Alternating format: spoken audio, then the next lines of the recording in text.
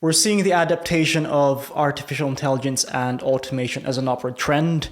And if your work is highly connected to the use of digital tools or information technology, you know that to be true. From a large language model like ChatGPT or Claude now being adapted by most of the people that work within digital areas, that to be true. We can even see companies such as Microsoft, Apple, and Google really doubling down on artificial intelligence. So a couple of sector-specific or role-specific examples of how that's happening is, if you look at the sales process, there's a lot of AI tools now that can pretty much automate the prospecting process all the way to reaching out to those potential clients, all the way to booking or scheduling calls with them.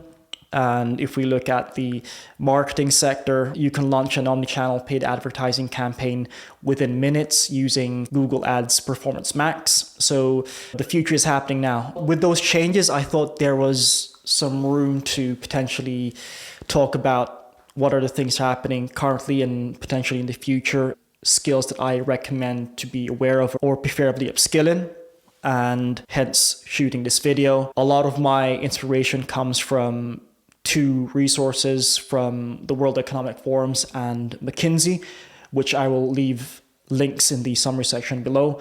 But this video will be my take on those resources, and this will be exclusively my perspective. Macro trend one is the unity and merging of different cultures.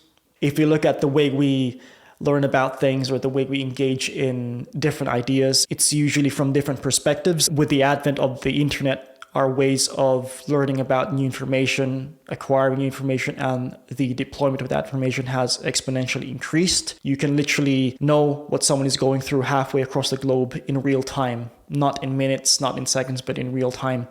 And so our way of communication has increased, and with that really supports the idea that people tend to have this innate consciousness to be aware of what's happening outside of themselves. A prime example of how that's deployed is when we go to restaurants, we explore different types of cuisines from all over the world. When we read books or dabble in conversation, it's with people with different cultures or different backgrounds. Hopefully, you're in that boat with me. And so we'll see this trend continue to happen as the world becomes more unified. Macro trend two is the merging of diverse skills or skill sets. So no longer can you rely on having one skill set, even if you're a specialist, to be valuable in this day and age. The consensus is if artificial intelligence can know exactly how you do something, your thought process, that specific responsibility of your role can get replaced and will get replaced. So there's a lot of merit in having multiple perspectives, multiple skill sets, and really being a generalist in what you do. Another term you might hear thrown around is to be more T-shaped in your responsibility. T-shaped really just means someone who has a wide range of knowledge, skill sets, and more importantly, perspectives. And perspective specifically is a very important theme of this video. It's something that artificial intelligence can't replicate just yet. A prime example of that is if you just look at how marketing campaigns were done 20 years ago. Let's say you're wanting to launch a marketing campaign, you would have a very specific role. Say you were the copywriter, maybe you were the graphic designer, maybe you were the project manager, but you focus on that specific responsibility. As comparison to today, if you work in digital marketing more specifically, you're going to wear many different hats. You're going to have to understand how to write copy, SEO, maybe a bit of graphic design at a basic level, project managing the campaign, all the way to publishing and all the way to creating and publishing content. So you have to be more of a generalist in that sense. And that's going to be a theme that runs through not just in today's world, but in the future. You're going to have a lot more skill sets in order to better adapt to the new workforce that's about to happen. Macro trend three is the importance of lifelong learning. If we look at all the new technologies that we're being exposed to, all the new pieces of information that we're being introduced to, we know that we need to have the ability to at least be aware of it and have the curiosity to want to learn those, or we can easily get left behind. And so the theme of continuity learning is going to be a trend that happens a lot more often. Relevant of your age or the stage you are in your life, I think having the student mindset of wanting to learn has a lot of merit and value. A prime example of that, at least in my field within digital marketing, if I compare to what the responsibilities of a digital marketer was 3 years ago in comparison to what it is today, it's vastly different. There's a lot more responsibilities. There's a lot more demand in your deliverables because there's a lot more technologies and challenges within digital marketing and within the economy. If you don't have the curiosity or the lifelong learning approach of wanting to know more about the area that you're in, you can easily get left behind. Macro trend 4 is exponential technological growth. This is a fairly obvious one. We can see that technology has an exponential growth curve. If we look at how we use technology, it's almost embedded within our personal lives. And if you think about dialing technology down or maybe completely removing it, it's not even an idea that we'll entertain. The elephant in the room is artificial intelligence, more specifically with the public adaptation of a large language model like ChatGPT back in November 2022 of last year. We can see that a lot of people are starting to utilize it. We can even see that companies such as Microsoft, Google, and Apple are doubling down in artificial intelligence. If you engage with those companies and their products, it's very likely you'll be utilizing artificial intelligence in some form or another. Just as a side note, technology is just a tool. And so I don't believe that we should use it as a crutch or the way to do things exclusively. Technology should be used as a way to improve our way of doing things, and it shouldn't necessarily overtake the way we do things. Macro trend 5 is the evolution of the labor market. What the market values today isn't necessarily what they'll value tomorrow. And a prime example of that is us as individuals. If you look at 10, 20 years ago, depending on how old you are watching this video, what you valued back then, the things you would pay, for example, might not necessarily be the things that you value in today's world. If we look at, let's say, back in the 60s, if you had an issue with your plumbing, you would call in a plumber, you would pay them what you think they're worth or what the market thinks they're worth. Whereas now, there's a lot for plumbers specifically, there's a lot more competition, so prices are very dynamic. And so if you think about the work that you do, let's say there's a specific bracket and how much you get paid, that can totally go through a paradigm shift in terms of how the market values you. And it might not necessarily be good, might not necessarily be bad. If you look at a skill set like data entry, for example, that was a very highly valuable skill pre-2000s. But as of now, if a platform like ChatGPT or Claude AI can create it for you, automate that process for you, you might potentially get replaced. The conclusion is that what the market values today isn't necessarily what the market's going to value tomorrow. And it's one to be aware of. Just on a tangent, start to ideate ways of being more valuable, not today, but in the next 10 years. Moving on to the second segment of the video, which is the top 7 skills I recommend to upskill in or be aware of for future-proofing yourself. I am not an academic researcher or a professional advisor or an economist, but I am a student who's very curious about what's happening in today's world and in the future. So hopefully these skills will have some merit. Skill number 1 is having a problem-solving mindset. So a problem-solving mindset is really one's ability to proactively and productively find solutions to problems, and that can extend to other forms, including having an analytical approach, so breaking problems into smaller pieces of information and seeing how those fit into a bigger picture, or critical thinking, which is questioning assumptions, questioning perspectives, and trying out different ways of doing things in order to have a more validated solution to a problem. I believe this is a valuable skill to have because if you think about the rate of innovation and technology that arises, there are going to be opportunities, but also problems that arise. And the rate of problems increasing doesn't necessarily equate to the rate of people wanting to solve those problems. If you think about how the economy works, supply and demand, the demand for people wanting to solve those problems will increase. Hence, it will become more valuable. Skill number 2 is creativity or creative thinking. Creativity is really someone's ability to connect different ideas and find a fresh perspective into how to connect those ideas for a specific purpose or goal. There's this consensus that creativity goes to the people who are chosen. Like you either have creativity or you don't.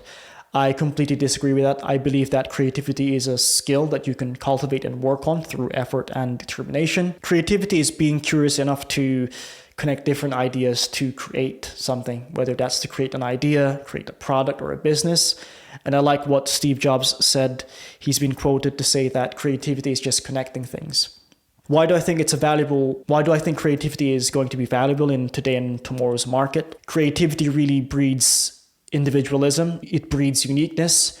in a world where everybody maybe subconsciously tries to copy each other, which makes them less valuable in the market. I think having a unique way of doing things or unique perspective by being creative will hold some value. This is why in this video specifically, it's my perspective. It's not about being right or wrong, but it's about having the willingness to have your own judgment and way of doing things. And that is really a human need, right? To see things from a fresh perspective. That's how we've gone and adapted to this day and age. We didn't just accept what was. We always challenged the status quo and how things were done. Hence, we've improved our circumstances. That comes from creativity. Skill number 3 is digital and technological literacy. Literacy is really just your ability to write, to read, and to understand terms within a specific topic. And in this case, have a basic understanding of terms that are used within the digital and technological landscape. You don't need to study an MBA to learn basic terminologies used in these fields, but at least have an awareness of understanding of typical concepts, including what is artificial intelligence, what is automation, think about what's currently happening in today's market that might affect the future. Skill number 4 is adaptability. Adaptability is one's ability to respond to a new circumstance or environment. If you look at human evolution, that's also another form of how we've still survived this day and age, by being able to adapt to new environments and new challenges. Emphasis on the word respond, which is to take initiative before life forces you to. What it really boils down to is our ability to fit in and coexist in a new environment. The great thing about the human mind is that we can almost premeditate on what's going to happen in the future, so we can almost better equip ourselves to adapt to it. The great way to adapt is to at least forecast what might happen in the future and how your current circumstance or skills can be improved in order to coexist within that new environment that we're going to be all exposed to. Skill number 5 is self-motivation, which is one's ability to take initiative in order to pursue a specific goal or finish a specific task without needing an external influence or pressure to do it. Emphasis on the word initiative. This goes back to the previous point of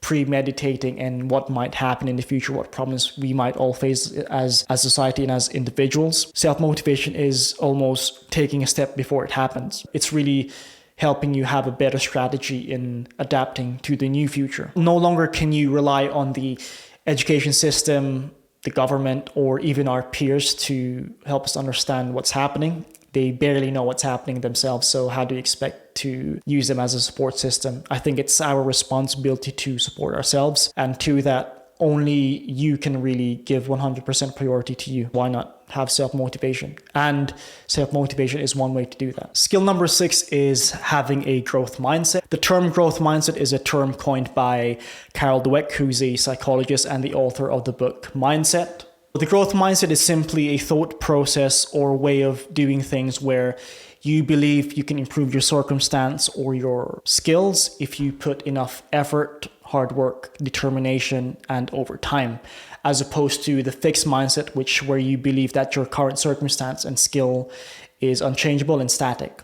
So a great way to expand on that as an example, let's say you have two persons, person A who has a growth mindset, person B who has a fixed mindset. Say they both have very senior roles in a company. They both get fired or let go because they get replaced by someone better or by artificial intelligence. Person A with a growth mindset will be curious enough to learn new skills and know that they can improve their circumstance. They have a sense of optimism with their mindset, as opposed to person B who has a fixed mindset, who believes that their current skill set is enough and that they don't have the ability to learn new skills. Now, if you look at a span of 10 years, who do you think is going to have a better life circumstance and have better opportunities? And the obvious answer is person A. The important theme to understand about the growth mindset is improving your circumstance or your knowledge or your skills isn't necessarily a gift. You can achieve it through determination, effort, and hard work and over time. And so having the ability to be curious enough and having a student mindset to be interested in learning all these new changes and learning about yourself has a lot of value in today's market, especially as life gets more complicated. Finally, skill number 7 is leadership. Leadership is one's ability to influence oneself, a team member, an individual, or even an entire organization or business. And the question is really what constitutes great leadership. First up, leadership starts with self-leadership. If you can't lead yourself, how do you expect to lead others? And to that, it's great to meditate on the idea of what makes a great leader. And you start understanding that by the people or the leaders that you follow. What makes them great? What are their values? How do they talk? How do they solve problems? What mental models do they use? And oppose that to what makes a bad leader. Why don't you want to follow someone? What are their habits? What are their way of doing things? I'm actually reading a book on leadership right now because it's a theme that I really want to work on and improve on. And the book is called The Truth About Leadership by James Kouzes and Barry Posner. And so let me briefly talk about the 10 truths about leadership here in this video. Truth number 1, you make a difference. Truth number 2, credibility is the foundation of leadership. Truth 3, values drive commitment. Truth number 4, focusing on the future sets leaders apart. Truth 5, you can't do it alone. Truth 6, trust rules. Truth 7, challenge is the crucible for greatness. Truth 8, you either lead by example or you don't lead at all. Truth number 9, the best leaders are the best learners, going back to the idea of the growth mindset and having a lifelong learning approach. And then finally, truth number 10, leadership is an affair of the heart. So why do I think leadership is going to be a valuable skill to have or to learn? As we all go through these changes and head into the future, there are going to be a lot more complicated problems that arise, meaning the supply for bigger problems will increase and the demand for great leaders or individuals to want to solve those problems will also increase. Hence, they'll become more valued within the market. Why do I think leadership is valuable? It's because it's a responsibility that not everyone is necessarily willing to take. To close off the video, I'm pretty optimistic about the future.